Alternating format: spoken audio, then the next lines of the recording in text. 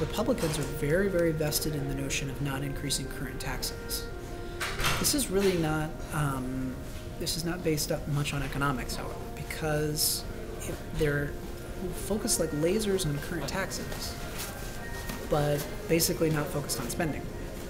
And because they're obsessed with current taxes, but not overall spending, that just means the deficits take the place of it.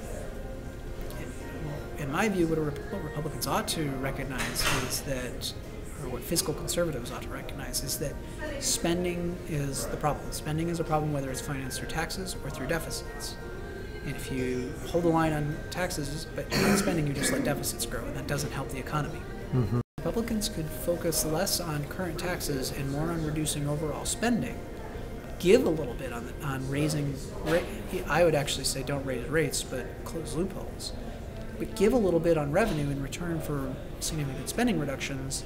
I think that might be part of the political calculus. So you can't get there with just tax cuts, and you can't get there just by jacking up taxes, is what you're saying. No, you have to cut spending. Yes. Liberals and Democrats are going to have to give on entitlements. And I was disappointed with the president because I thought that he actually had a chance to do this. He appointed a fiscal commission, and his own fiscal commission said you have to address entitlements. Yeah, the Bowles, Simpson Bowles. Yeah, mm-hmm. And they did, and they came out and they said you have to address entitlements, and he ignored it.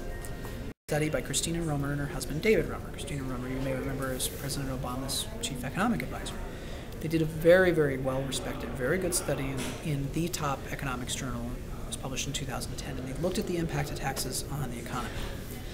They found that every 1 percentage point increase in taxes as a share of GDP, within the next 3 years, GDP shrinks by 3 percentage points. So let's take the revenue-only solution. We raise taxes from the historical level of 20% up to 35%. It's a 15 percentage point increase. 15 times 3 is 45. So we're talking about basically halving the size of the U.S. economy. So could we do a revenue-only solution, keep entitlements where they are? Sure. Would it be the largest and most painful tax increase in U.S. history? Absolutely. So it's mathematically there. It's mathematically possible. Mm-hmm. It's just not something that any serious economist from Christina Romer on right would recommend.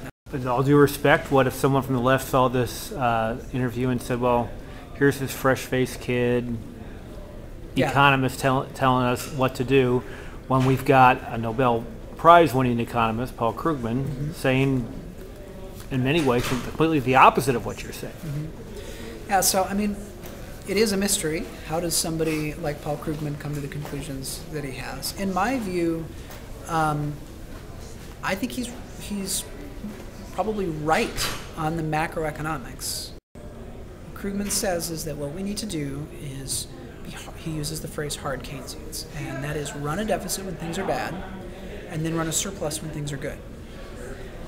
And you run the surplus for two reasons. One, because you need to pay off the debts that you accumulated in the bad times. The other reason that's not talked about as much is that deficit spending only works in the short run when prices can adjust. This is a more complicated macroeconomic point, but there is zero intellectual reason. There's no reason why any of these models would possibly work over a medium term where prices can adjust. Because when prices can adjust, the deficit spending basically doesn't help. What Krugman would say is you need to follow, he would say, look, I'm a consistent person, I being Paul Krugman. When George Bush cut taxes, I said we shouldn't do it, we should run a surplus. And he's right, he was a consistent person. The problem is, we don't have Paul Krugman as president. Politics, economic policy is not implemented by macroeconomists, it's implemented by politicians. You need to get elected. You need to get elected. I don't think Krugman is wrong on the way macroeconomics would be implemented in an ideal world. He's just wrong about the way macroeconomics is implemented in our world. In the real world, the political world. In the political world, yeah. Yeah. Keynes said in the long run we're all dead. In the short run, are we barely alive? Well, so part of the reason why so go back to that saying, one reason why he's saying this is because he's acknowledging over the long run Keynesian economics doesn't work when prices can change. I would say that in the long run he was dead. Still is. And last still time I is checked. dead. But now I'm here, and my daughter's here, and hopefully my daughter's daughter will be here someday. And so somebody's long run is the next generation's short run, and I think we're getting close to it.